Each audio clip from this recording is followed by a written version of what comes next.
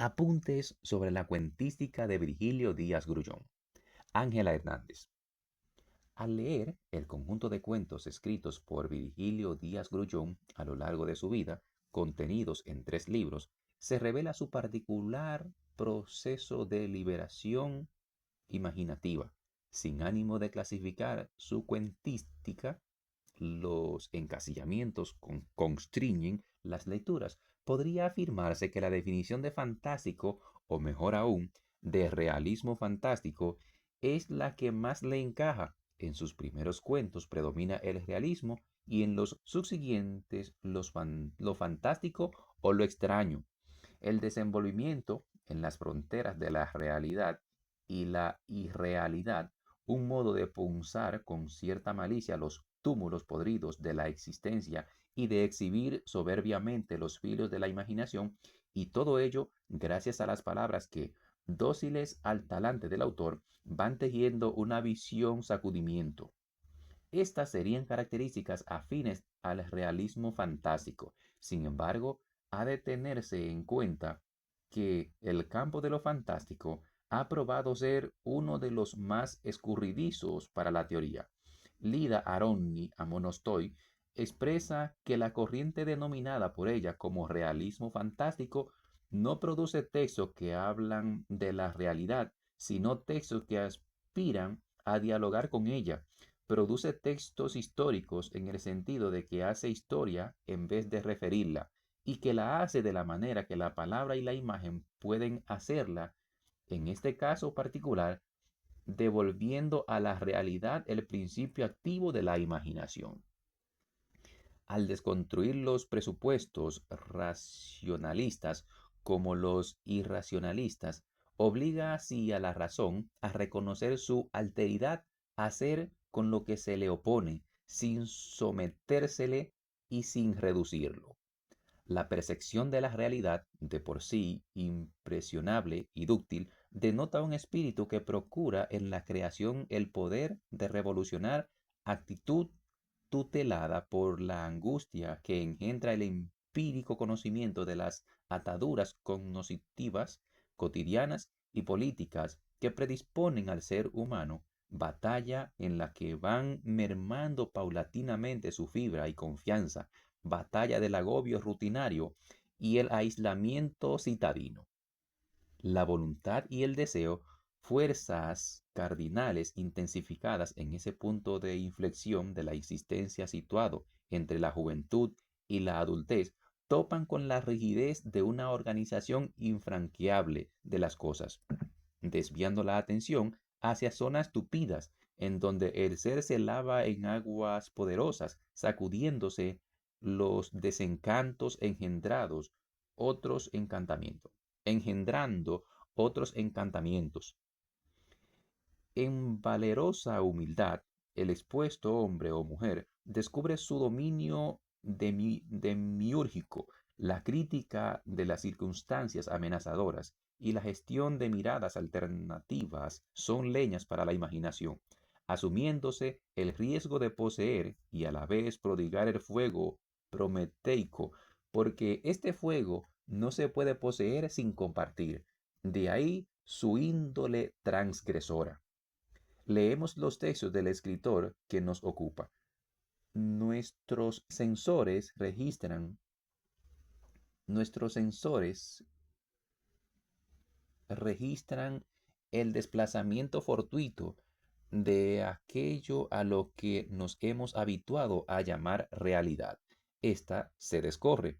En cualquier momento, la rutina es cortada por lo otro, denotante que se acepta tal vez en razón de que saborea una dosis de secreta rebelión.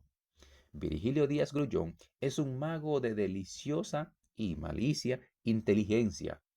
Muchos creerán que sus impulsos revolucionarios evidenciados en su obra en el enfrentamiento al despotismo trujillista y en las complicidades de una juventud que se jugaba el cuello por la democracia, quedaron rematados el día en que aceptó un empleo en el Palacio del Gobierno.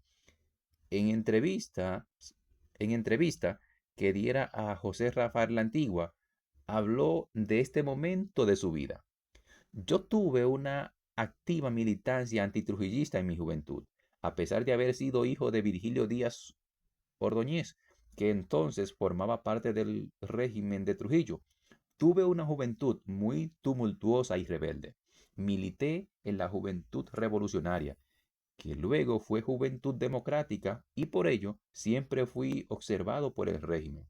Un día mi padre decidió sacarme del país y fui a informárselo a Trujillo con el fin de obtener su aprobación para que yo ingresara a estudiar economía en una universidad del exterior.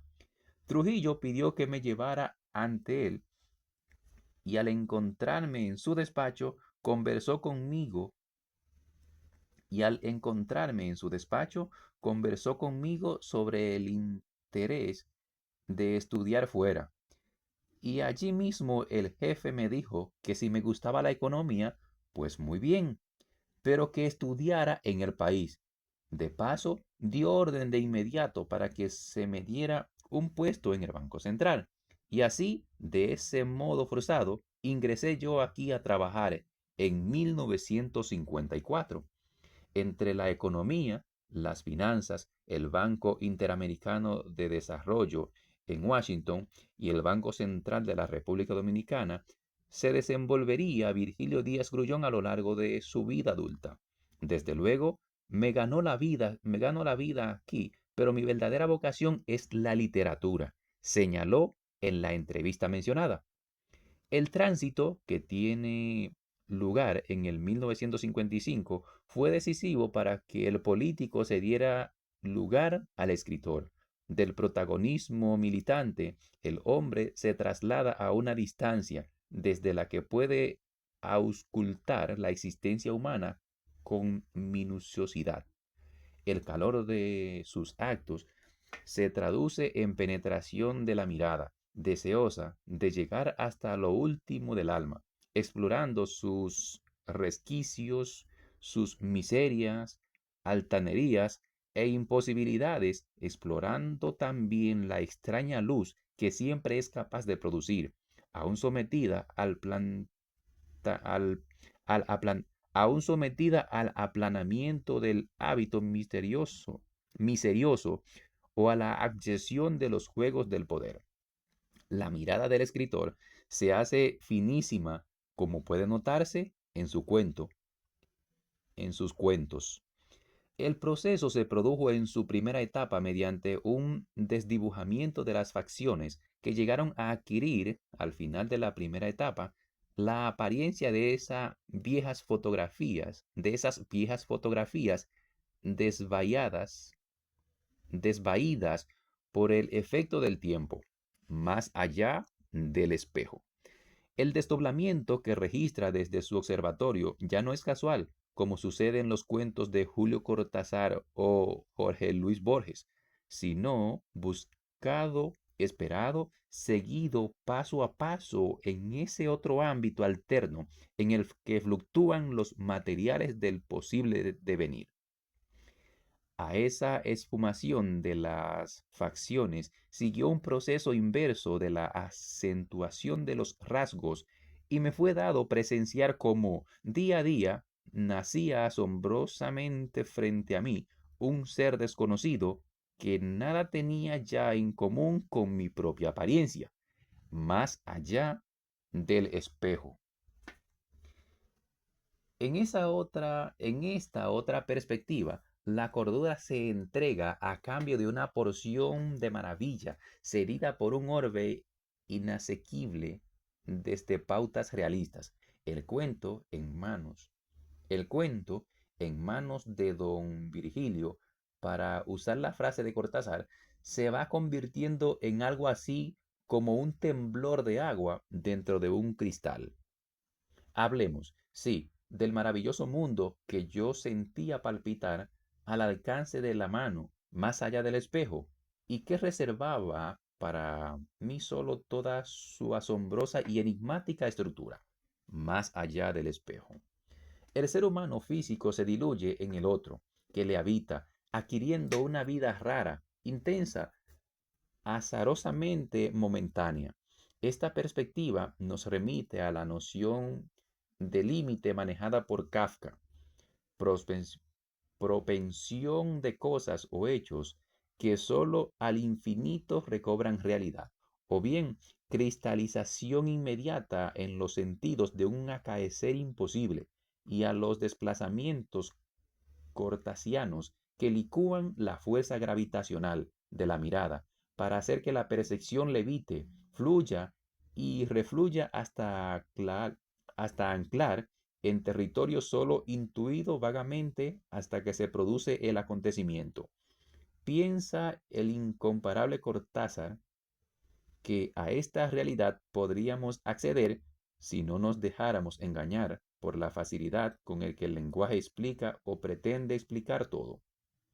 El logro del artista, el logro del artista cuentista en nuestro caso, reside en la leve y alucinada convulsión que nos provoca, mediante la cual comprendemos que lo aparentemente absurdo se colma en ese inquietante momento de profunda verosimilitud. El ahínco surrealista por destronar las comodidades que merman la libertad creativa flota también en el horizonte de algunos textos de don Virgilio. Durante centurias la humanidad se ha visto en incontables espejos. En el siglo XX, para eludir la demencial repetición, el sujeto atraviesa el espejo para ir en pos de una íntima verdad sobre sí mismo, usurpada por la simpleza de la imagen. Más allá del espejo, mis dedos se movían dentro de una masa gelatinosa, perfectamente sensible al tacto estremecido de mi piel. Tan pronto termine estas notas, daré un paso definitivo, el final. Atravesaré el espejo y me enfrentaré con mi destino, más allá del espejo. El protagonista de este cuento, como en otros del autor, vive en privacidad sus experiencias contundentes y parecería que mantiene un diálogo celosamente personal con la realidad, motivo de caída y fascinación. Estos referentes hablan a favor de sustancias soberanas que anima la cuentística de este escritor. Por demás, sus perspectivas trascienden las influencias para establecer un contacto original, tanto por el despliegue de intuiciones personales como por la precisión de su lenguaje y las soluciones eficaces que rematan sus narraciones. Su temperamento compagina con la tónica del cuento. Abraza, pertinaz, las burbujas iridiscentes y rebeldes hechas de palabras, de ensayos de resonancias y expuesta humildad, a, des- a despecho de las inmensidades que todo lo prometen y se infestan de desengaños. Coordenadas latinoamericanas y caribeñas. El cuento latinoamericano ha confluido y fluido en todas las direcciones con una avidez explorativa difícil de definir. El cuento latinoamericano ha confluido y fluido en todas las direcciones con una avidez explorativa difícil de definir. En un intento de abarcar la panorámica irradiante del mismo, dice Fernando Burgos, de ese universo interno del cuento hispanoamericano se desprende una visión sobre el uso del lenguaje cinematográfico, la fuerza expresiva de lo grotesco, el internamiento poético de la prosa, el adentramiento de lo fantástico, el juego sorpresivo de ángulos temporoespaciales, la pulsión vitalista del lenguaje narrativo, la asimilación del texto a los sistemas de un universo indescifrable, el uso existencial de la ironía, el laconismo de la frase como tratamiento diverso de lo metafórico, el cuestionamiento de lo real y de lo ficticio, la desacralización de lo literario, el desplazamiento hacia zonas oníricas cautivadoras, las vertientes inesperadas de lo irreal y el mismo tono irreverente dirigido hacia el cuento para romper sus límites y evitar su fijación, renovándolo. La vanguardia hispanoamericana es producto de una intensificación del modernismo, aprovecha los elementos más agresivos del mismo y se convierte en fase fundamental de la modernidad, según el autor citado. En la medida que la vanguardia se va definiendo estéticamente, aparece una literatura fundada esencialmente en los principios de transformación y transgresión. Este estudioso de la cuentística hispanoamericana sitúa en los decenios del 20 y del 30 el período de mayor productividad vanguardista en Hispanoamérica, señalando que sus efectos se dejan sentir en la década del 40. Pero, ¿qué es la vanguardia en Hispanoamérica? Estímulo a la inventiva y al sentir, transgresor actitud que muy bien se aviene con lo que habíamos llegado a ser y aún no se había expresado en su complejidad.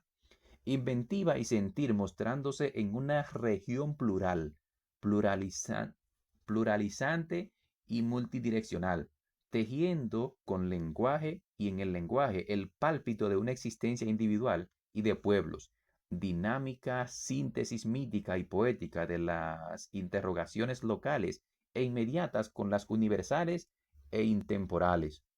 En el asombro de sus hacedores y hacedoras hay un empuje artístico, crítico y deslumbrador. Ha pasado el tiempo de mimetismo de las literaturas metropolitanas. Ha pasado por igual el tiempo del chantaje localista. Un geyser de palabras e imágenes testifica la apertura y el arraigo fundacional. Un Hazel de palabras e imágenes testifica la apertura y el arraigo fundacional. En las décadas del 30 y del 40 podemos ir contando narrativas que se tornarán germen, matriz de todos los creadores y creadoras que harán de la palabra un hecho de afirmación y participación cultural que excede la retórica socioantropológica o política. Veamos algunas muestras. Historia universal de la infamia del argentino Jorge Luis Borges. Se publicó en 1935. En 1936 apareció traducido al francés Cuentos Negros de Cuba, de Lidia Cabrera. En 1933, Juan Bosch publica el volumen de cuentos Camino Real. Juan Emar, chileno, en 1937, empezó a escribir su selección de relatos que aparecieron luego con el título de 10. Antes de este grupo se encuentran los libros publicados por el uruguayo Horacio Quiroga entre 1904 y 1935.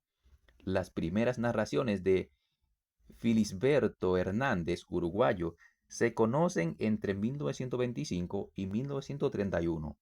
Para Fernando Burgos, se trata del período más productivo de la prosa vanguardista en Latinoamérica.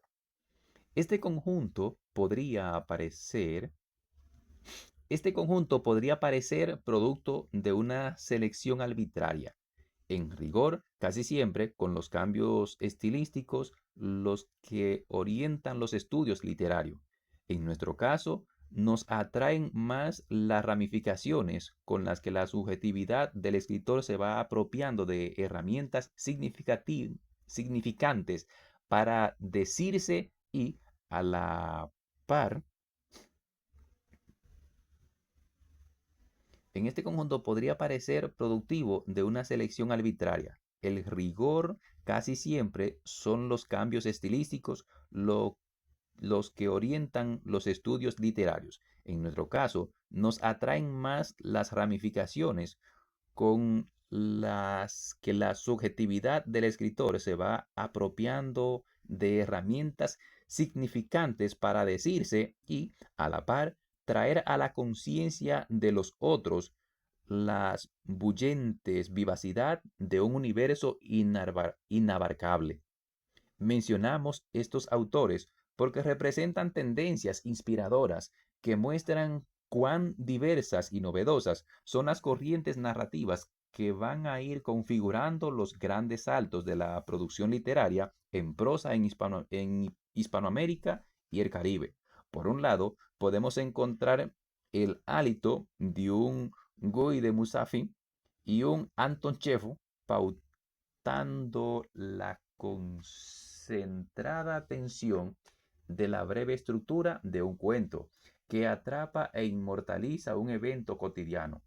Por otro, se desborda la imaginación configurando textos llameantes de saberes y miradas ilimitados que, a la larga, dislocarían las visiones convencionales sobre el relato. No sería peregrino pensar que el asombroso despliegue de la novelística latinoamericana en los años 60 encuentra su razón en la riqueza temática y experimental, así como en la plasticidad del lenguaje, evidenciadas por la narrativa breve a lo largo de las décadas precedentes.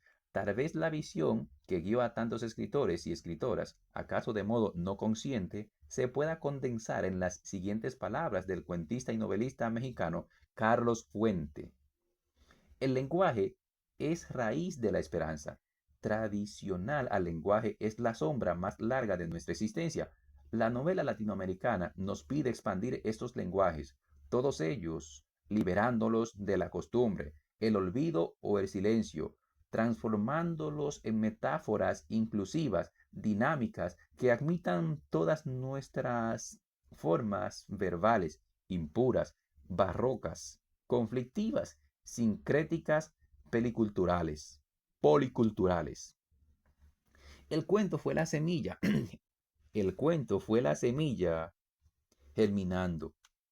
El cuento fue la semilla germinando. La novela, el árbol de tupido follaje. El lenguaje comprimido en la narración corta fue probando y eligiendo las sustancias de nuestras dinámicas identidades, preservando los enigmas de su fuego, el sazón de sus especias, el desplazamiento impredecible de sus vientos. La novela de los 60 significa un salto y una máxima apertura focal. Se dice que no se ha valorado lo suficiente el aporte del cuento en el original desarrollo de la narrativa de nuestra región. En el caso de República Dominicana, poco se ha estudiado la importancia de nuestra cuentística en tanto parte de los fenómenos. En el caso de República Dominicana, poco se ha estudiado la importancia de nuestra cuentística en tanto parte de los fenómenos resaltantes en el movimiento de la narrativa hispanoamericana y del Caribe en la segunda mitad del siglo XX. En la década del 50 se publican libros de relatos que constituyen hitos en el género. Julio Cortázar, argentino, 1914-1984, publica Bestiario en 1951. Por cierto, Virgilio Díaz Grullón declaró haber leído este libro en 1964. Este libro me abrió un nuevo mundo porque me abría el mundo de la literatura fantástica, me amplió las expectativas porque me hace desaparecer los prejuicios y yo comienzo a escribir otro tipo de cuentos, expresó al respecto. Juan Rulfo, México, 1918-1986. Publica El Llano en Llamas en 1953. Augusto Montezorro, Guatemala, 1921. Publica en 1959 su primer libro de relatos, El trueno entre las hojas, de Augusto Roa Basto, Paraguay, 1917. Se publicó en 1953. Gabriel García Márquez, Colombia, 1928, publicó en 1962 Los funerales de la mamá grande, su primer libro de relatos escritos entre 1954 y 1961. ¿Qué está ocurriendo con los escritores dominicanos en este lapso? Veamos algunos hitos. Juan Bosch publica 8 cuentos, La muchacha de la Guajira, Cuento de Navidad y Apuntes sobre el arte de escribir cuentos, 1958. Tomás Hernández Franco publica el volumen Cibao en 1951. Ha escrito también El hombre que se perdió su eje, El hombre que perdió su eje, aunque inédito aún en esa fecha. Digamos de paso que su cuento, La última aventura de Charlotte, es un texto extraordinario que engulle las perspectivas surrealista y fantástica. Su tratamiento del material narrativo es sorprendentemente leve, vanguardista. Virgilio Díaz Grullón publica en 1958 el volumen de cuentos Un día cualquiera. Ilma Contreras publica 4 cuentos en 1953. José Sanlajara publica el libro de cuentos El Candado, 1959. Estos datos, no exhaustivos desde luego, permiten interpolar la cuentística de Virgilio Díaz Grullón en el panorama de la narrativa regional y dominicana. Significativo es, asimismo, observar los aportes precursores o coincidentes de la narrativa del país al movimiento de fuerza y expansión de la narrativa en Hispanoamérica. Y en este aspecto es dable resaltar la cercanía, perspectiva y de sensibilidad de Díaz Grullón con lo mejor que en materia cuentística se estaba produciendo en Latinoamérica en ese momento. Desde el principio, relámpagos, los temas en la cuentística de Díaz Grullón serán recurrentes desde sus inicios como escritor hasta sus últimos relatos. Su curiosidad se vuelca sobre el azar, la voluntad y el libre albedrío, tramados no en hechos palmarios, sino en los intersticios individuales, en los cuales se traducen en agobios o imponderables. Sus personajes de vez en cuando otean una iluminación del horizonte, pero ignoran la voluntad, amarrados a hábitos implacables. El pavor a la incertidumbre inmoviliza, pero el espíritu humano no puede evitar su naturaleza imaginadora, ni solayar su pálpito divino, pues fue hecho a imagen y semejanza de un Dios que no le suelta, aun cuando zozobra como un reo en la circularidad de las ciegas rutinas. La noción de atadura estará presente en numerosos relatos. En el cuento El ratón descubrimos a una madre apresada en el amor inocente al hijo.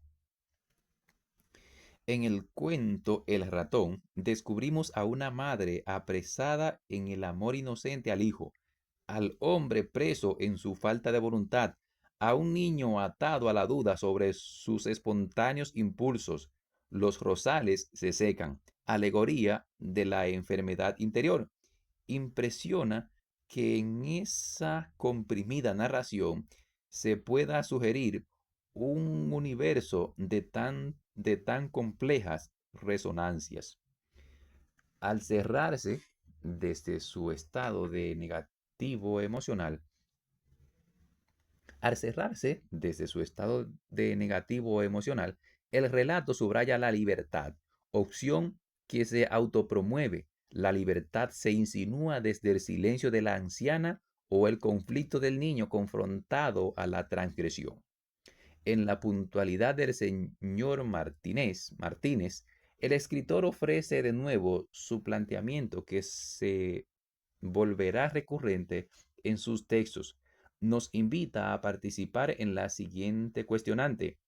¿Mediante qué maldición se pierde la espontaneidad?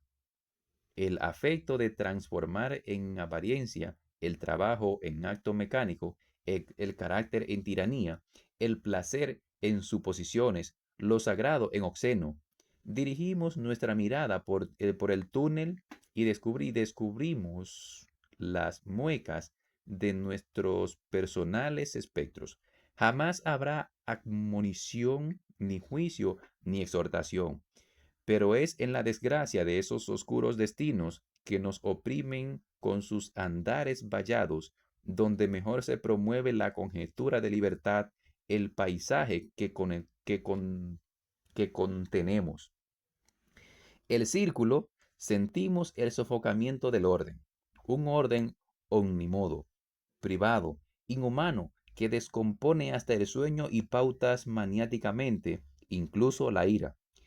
Ahí habrá, hay, habrá siempre, hay, habrá siempre otros engranajes que funcionan para liar y descorazonar, acechan precisamente. Hay, habrá siempre otros engranajes que funcionan para liar y descorazonar, acechan precisamente allí donde el orden parece compacto. La materia se suelta, los desplazamientos amenazan, se alteran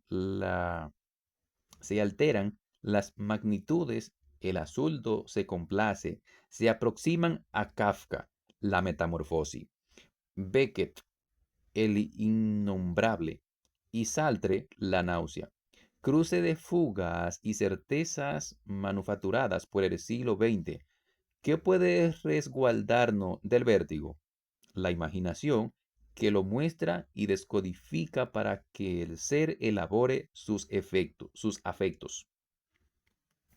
Virgilio Díaz Grullón radiografía la existencia humana, dando en el blando de sus recónditos sentidos, sin detenerse para nada en el detalle banal, ese que teje apariencia, el azar menudo, suave, indefectible, es uno de sus protagonistas constante. Puede ser dramático o consolador. Puede ser dramático o consolador.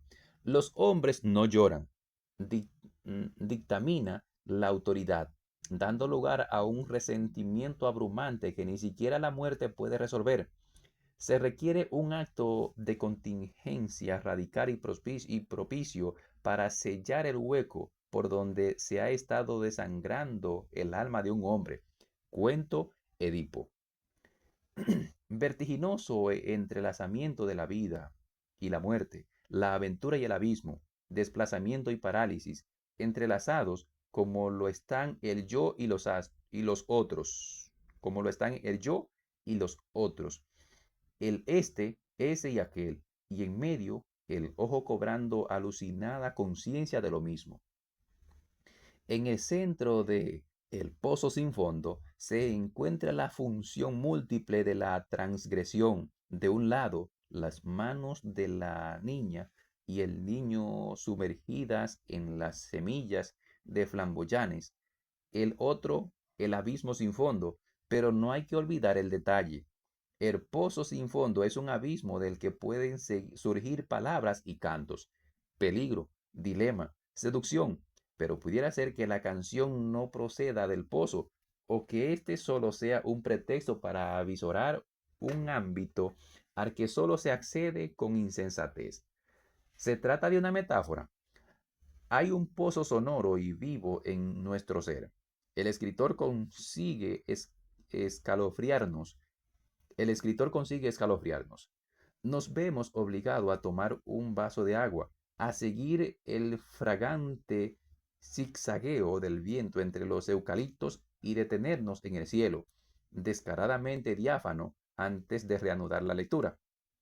La memoria, parece comunicarnos el autor, no está llena de recuerdos. Por el contrario, se encuentra semivacía, ávida de alquimizar sus materiales. Los quintos infiernos y los guiños divinos. Constelada en los relatos de Virgilio Díaz Grullón se encuentra la actitud meditativa de alguien que ha escogido el observar y codificar los resultados de su observación, desde ese lugar privilegiado en el que puede explayar su mirada y, a la vez, preservarla de contaminaciones oportunistas. Sin embargo, no se trata de una postura contemplativa, no. El escritor vive y responde a los suyos, desenvolviéndose de modo provechoso como un ciudadano notorio, un esposo íntegro, un amigo solícito, un comensal agradable, un gentil caballero, discreto y firme en materia política, de eficiente responsabilidad en su desempeño laboral, inmune a los elogios, la fama le tiene sin cuidado, la rivalidad le es extraña, reconoce más que verbalmente con un gesto estimulante a los talentos jóvenes que van surgiendo. Si no fuera por su escritura, nadie adivinaría el sentido profundo, cuestionador, que subyace en este formar e impecable caballero. Hasta su presencia lleva un mensaje de todo está bien, elevada estatura, ojos muy claros, semblante apacible.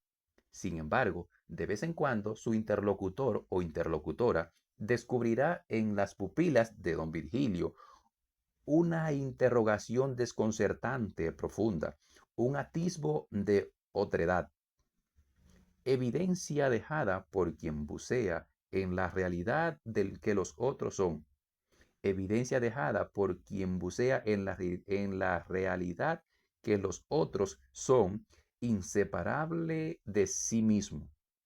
El amable caballero continúa transmitiendo el donaire de quien ha logrado todo en la vida, una compañera, artista e inteligente, una hija y un hijo adorado, una ocupación bien retribuida, en la que declara sentirse a gusto, un lugar respetable, la admiración de sus colegas, un hogar regido por el buen gusto, alguien que le ordena sus papeles y vigila con primor cada una de sus creaciones, viajes interesantes, buenos amigos. ¿Puede don Virgilio añorar algo? Lo que reduce Lo que reluce es que este caballero es sensible, sí, sensible, término que podría ser casi una palabreja manida en el contexto de la ultramodernidad, que cubre con una lámina de progreso técnico los desequilibrios demenciales del mundo. Vocablo incómodo, por otro lado, porque podría traducirse como endeble de carácter para operar en la complejidad práctica de la vida. Don Virgilio, sin embargo, es sensible en el sentido de palpar las necesidades y negaciones, así como los sentimientos encontrados que son comunes a los seres humanos, sensible para autopercibirse en su infinidad de alma, sensible para percibir los extravíos y los leves goces y las inestables expectativas de los demás, particularmente de los atenazados por las miserias de todas las índoles, y esa sensibilidad esponjosa la que sube la temperatura del mirar e inquieta la existencia, y se vuelve grafía en la redondez intensiva de algún cuento, el pozo sin fondo, por ejemplo. Tratemos de seguir el guiño de las profundidades y el sonoro iluminarse de escogidos instantes en algunos de los mejores cuentos de Díaz Grullón. Virgilio sabía explorar como nadie los laberintos del subconsciente y crear absurdo verosímiles que han quedado como parte de la mejor narrativa fantástica del país, resume el escritor y crítico José Alcántara Almanzar. Sus personajes a menudo representarán el estado de la muerte en vida, el tedio de una existencia sin lugar para la invención ni la rebeldía. En el cuento, El Retorno, destaca ese deambular de gente condenada, autocondenada, en un ámbito de fatídicas repeticiones. Lo único que vale la pena compartir desde el implacable repliegue es el momento en que algún hecho disparado desde un incógnito pliegue de la realidad corta el chato y vulgar discurrir de los días. Brecha, desplazamiento, retorno a la azarosa naturalidad. ¿A quién le importa? El punto es que caso, el punto es que el casco de la embarcación ha sufrido un brusco giro y los conceptos tempoespaciales experimentan una embestida. ¿Existe acaso un suplicio mayor que la búsqueda inútil de una porción de la propia vida perdida para siempre? Y lo que me aterra era precisamente lo contrario, la conciencia de haber efectuado movimientos proferidos palabras, contraído quién sabe qué responsabilidad de las cuales no queda. Y lo que me aterraba era precisamente lo contrario, la conciencia de haber efectuado movimientos, proferidos palabras, contraído quién sabe y qué responsabilidad de las cuales no quedaba en mi recuerdo ni el más ligero vestigio. El retorno. El principio y el final son solo El principio y el final son solo dos maneras de nombrar el alcance de la materia. La muerte se topa con el guiño que le hace la vida. A la luz de la imaginación, el terror a lo desconocido cede la poética de los ciclos. Recordemos las estaciones. Cierro los ojos más en el instante preciso en que voy a abandonarme. Un temor me asalta de repente. Inconscientemente he recogido las piernas, flexionándolas en las rodillas y he colocado entre ellas la cabeza abarcándola con los brazos. Así parezco un feto, lo que me convence de que solo estoy de paso en esta estación y que mi largo viaje de retorno apenas comienza. El retorno. A través del muro, el escritor presenta dos mundos que deberían avenirse, salvarse y permanecen incomunicados. Perfecto el personaje, perfecto el personaje del guerrillero y perfecto el de la campesina, ricos en detalles que exhiben una desgarrada humanidad batiéndose entre el empuje de las ideas y el ancla de las menudencias cotidianas. Los personajes se encuentran enclaustrados en sus circunstancias. De ellos nos convence el autor valiéndose de situaciones fluidas y de mudanzas psicológicas y espaciales empalmadas con genio. Las desgracias tiran de su sensibilidad, no las importantes por sus repercusiones públicas, sino aquellas menudas que son como su olor específico en cierto destino y que tiende a la implosión, dejando una oquedad solo visible en los desamparados ojos del personaje. En Biografía de un suicida podemos advertir el rasgo poético de la percepción, acoplar con la búsqueda del individuo que ya se aferra a la ciencia, ya a la religión o a la excitación amorosa, impedido por la obsesión de trascender su fuerza, de trascender. En Biografía de un suicida podemos advertir el rasgo poético de la percepción acoplar con la búsqueda del individuo que ya se aferra a la ciencia, ya a la religión o a las excitaciones amorosas, impelido por la obsesión de trascender su propia feroz zozobra. Veamos el párrafo siguiente.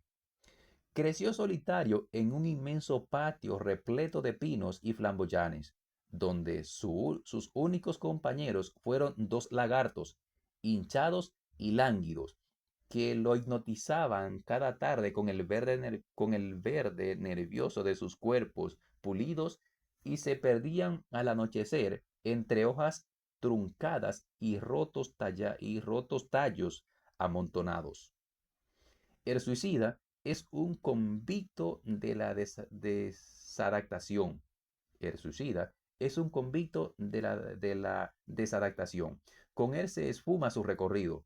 Luego de tentar todos los puertos posibles, cruzó sin detenerse por entre un enjambre de sotanas polvorientas.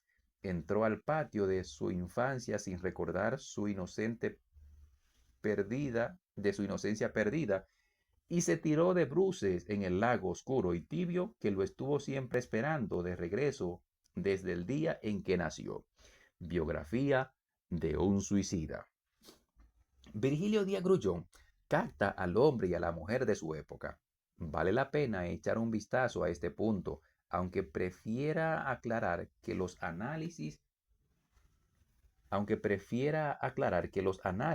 sociológicos, antropológicos y psicológicos suelen quedarse cortos cuando intentan ubicar la riqueza de una obra literaria.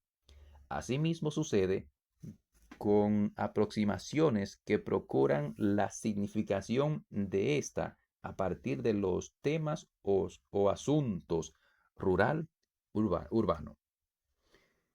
En los finales de los 50, en la década del 60, tiene lugar aquella famosa década del desarrollo en América Latina. La región y cada uno de sus países se vuelven paulatinamente urbanos. La esperanza se ha puesto en el crecimiento económico, pero numerosas variables sociales, sanitarias y culturales parecen fuera de control. Millones de pobladores se mudan a las ciudades, arrastrados por una oferta de desarrollo industrial que habría de alterar para siempre sus vidas. Empiezan los hacinamientos, la planificación familiar, la crisis de los servicios, las ocupaciones informales, la crisis del campesinado, la acción de desarrollo de la comunidad.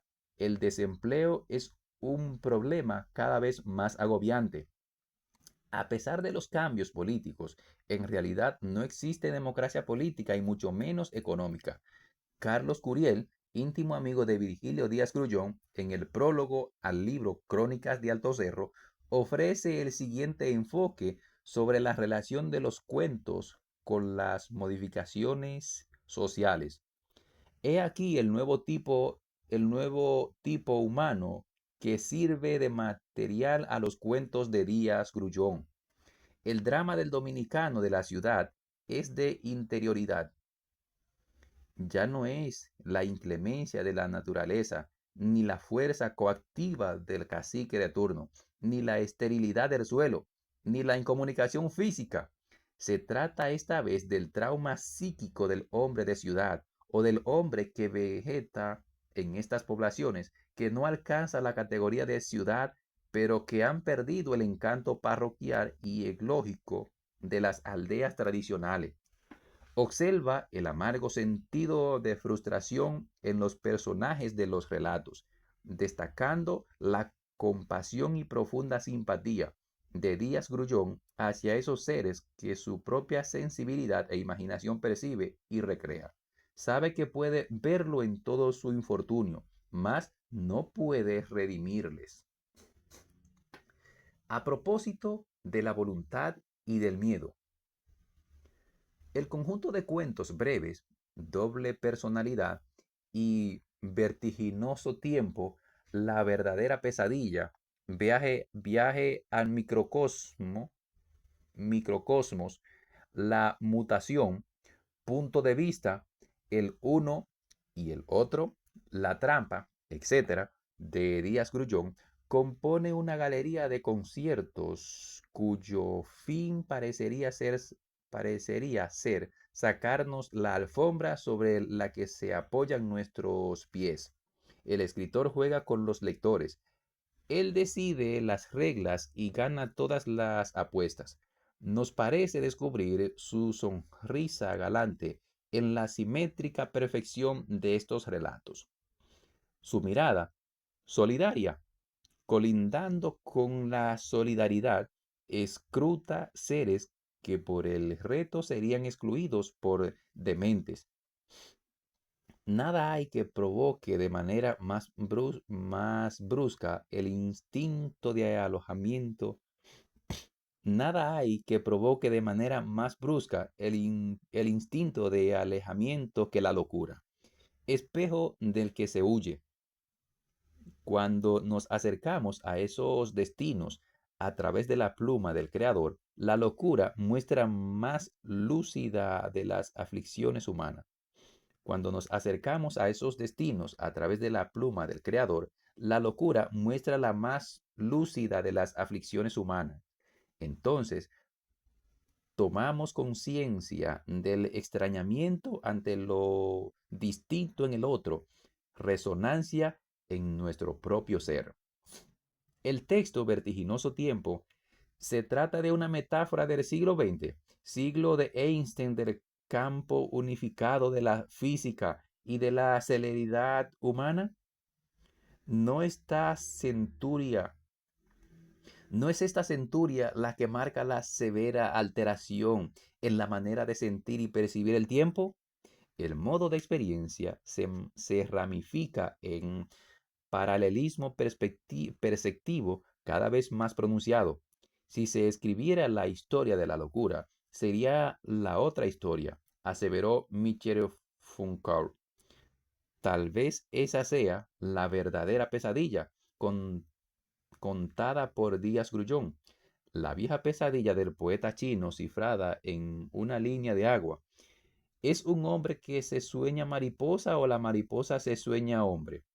Pero en la verdadera pesadilla, la línea de agua se ha tornado hebra de oscuridad en la que se sostendrá con la tensión de un insecto sobre una telaraña, la duda entre lo real y lo ilusorio. En la mutación, el tiempo y los volúmenes constituyen una amalgama maleable y dislocada en la mente del sujeto que ha perdido tanto la fuerza de carácter como el deseo de procurar esta. Los ingredientes de lo que solemos llamar identidad, cultural, sexual, religiosa, se desgranan dejando al individuo en aterradora desnudez.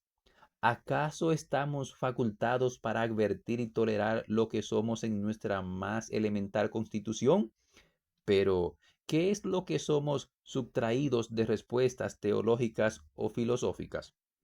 Un cambio de peso, la epidermis que se mancha de repente, la irrupción de un sueño perturbador o una serie de ellos, nos hablan de una relación excepcional con nosotros mismos y con el todo. Es en esa franja en la que el escritor explora, registra, nos comunica, absteniéndose de juicios emotivos. Se vale de un poco de humor o de un poco de ironía y pesimismo para enfatizar que somos humanos y sugerirnos. Se vale se vale de un poco de humor o de un poco de ironía y pesimismo para enfatizar que somos humanos y sugerirnos que quizás podríamos ser más humildes y receptivos ante esa fascinante y desabrigada condición. El escritor observa su propia creación. ¿Qué piensa Virgilio Díaz Grullón de su obra? En la introducción, en la introducción a su primer libro, Un día cualquiera, expresa: la obra de arte es la obra de la angustia, porque la angustia es la causa primera del ancestral impulso, el atávico germen de toda creación. Esta pequeña colección de cuentos que se da hoy a la publicidad sin pretensión alguna, es también hija de la angustia personal, congénita, de quien lo escribe, y de la angustia colectiva en que se ofrece inmersa a sus ojos la humildad de hoy. Describe sus historias como tristes, describe sus historias como tristes. Los seres que la pueblan son solitarios, confusos, desorientados. Cada uno de los cuentos es una visión fugaz de una vida cualquiera. Quien lo leyere estará como frente a una puerta abierta hacia la calle, limitado su paisaje por el estrecho marco de madera. Alguien que viene de muy lejos cruza sin detenerse frente a él y se sumerge de nuevo en la sombra. Aspira el autor a que ese efímero celaje, apenas sugerido, baste para reconocer al hombre, adivinar su íntima tortura, presentir el curso inevitable de su vida. La acción de los cuentos, pues, nunca se interrumpe y el tiempo en que suceden se ofrece en una... La acción de los cuentos, pues nunca se interrumpe. La acción de los cuentos, pues nunca se interrumpe y el tiempo en que suceden, se ofrece en un fluir incesante, sin solución. Cada uno de los cuentos es una visión fugaz de una vida cualquiera.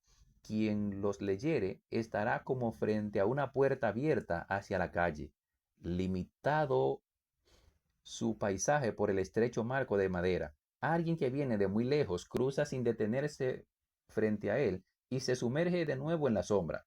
Aspira el autor a que ese efímero celaje, apenas sugerido, baste para reconocer al hombre, adivinar su íntima tortura, presentir el curso inevitable de su vida, la acción de los cuentos, pues nunca se interrumpe y el tiempo en que sucede se ofrece en un fluir incesante, sin solución alguna de continuidad. En 1995, ante la panorámica de su propia obra cuentística, el escritor manifiesta sus más importantes convicciones. Reconoce que sus cuentos los escribe sin planificar.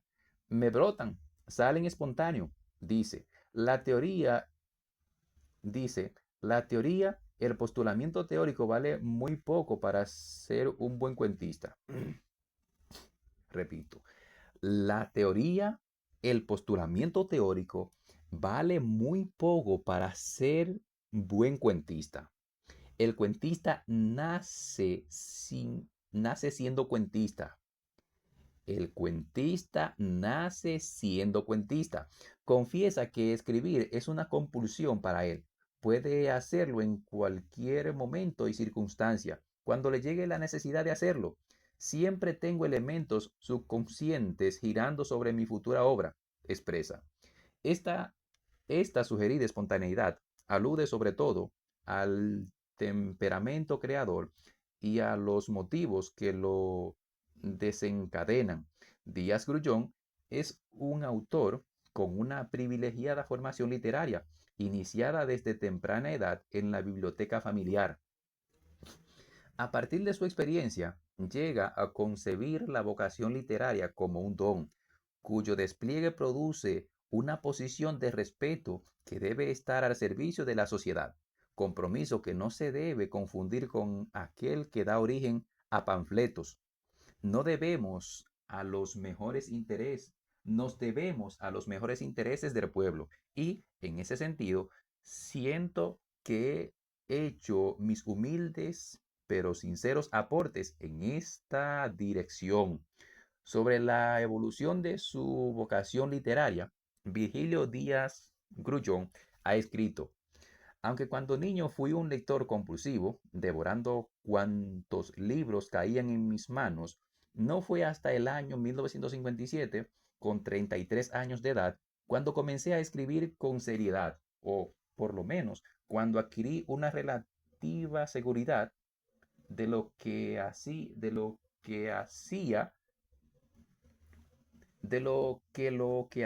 podía tener algún valor. Aunque cuando niño fui un lector compulsivo devorando cuantos libros caían en mis manos, no fue hasta el año 1957, con 33 años de edad, cuando comencé a escribir con seriedad, o por lo menos cuando adquirí una relativa seguridad de que lo que hacía podía tener algún valor. Pero esa seguridad tenía antecedentes dispersos y remotos. A los 8 años, viviendo a la sazón con mi padre en San Pedro de Macorís, comencé a escribir una novela de la que compuse los primeros 3 capítulos, Las Legiones Romanas. La titulé y comenzaba así: por las cálidas arenas del desierto caminaba un viajero. No recuerdo nada más, pero aún me parece ver esa frase escrita con letra vacilante y menuda en la primera página de mi cuaderno escolar. También me parece todavía oír la risa incontenible de mi padre tras leer aquel primer e infortunado producto y de mi anhelo compulsivo y secreto de convertirme en escritor. En tercer año de bachillerato, a solicitud del director de la Escuela Normal de Santiago, escribe el cuento El Vengador. Cuenta que, años después, cuando cursaba estudios de Derecho, el poeta Rubén Suro, estudiante de término de la misma carrera, le señaló que su cuento relataba la misma historia que El Cuchillo de Juan Bosch, incluso en el volumen Camino Real, incluido en el tercer año de bachillerato, a solicitud del director de la Escuela Normal de Santiago, escribe el cuento El Vengador, cuento que, años después, cuando cursaba estudios de Derecho, el poeta Rubén Suro, estudiante de término de la misma carrera, le señaló que su cuento relataba la misma historia que El Cuchillo de Juan Bosch, incluido en el volumen Camino Real. Me quedé estupefacto y no volví a pronunciar una sola palabra. Corrí a mi casa, hurgué en la biblioteca de mi padre, tomé el ejemplar de Camino Real y comprobé, abrumado por la vergüenza y la humillación, que yo me había apropiado del argumento de Juan Bosch. Cuenta don Virgilio que le llevó 16 años superar ese sentimiento, posiblemente exagerado por su espíritu de estricta honestidad. Esa parálisis intelectual no la superé hasta el año 1957, cuando escribí los cuentos que integraron mi primer libro, Un día cualquiera, que publiqué al año siguiente. A partir de entonces, la historia de Díaz Grullón es la de un creador que se toma su tiempo, atiende sus impulsos y aplica criterios críticos que evitan desniveles notables en su producción. Debió ser muy severo consigo mismo, sobre todo al principio. Su estilo habla de un sentido de la perfección y un deseo de originalidad. Piensa el autor que su concepto sobre el cuento era sumamente rígido cuando escribió Un día cualquiera, texto caracterizado por la tensión psicológica y los finales sorpresivos. Su segundo libro, Crónicas de Alto Cerro, relata a su entender una transición entre el realismo objetivo del primer libro y el realismo fantástico que caracterizaría su siguiente y tercera obra. Podría afirmarse que Díaz Grullón, a medida que gana certidumbre en el valor de sus escritos, se permite escribir con la libertad de todas sus facultades.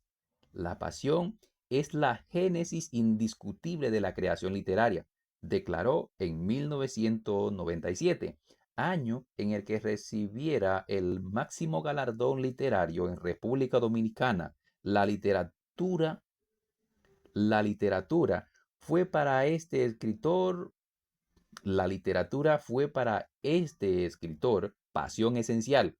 No concibiría la existencia sin ella. Concluyó con satisfacción finalizando su vida.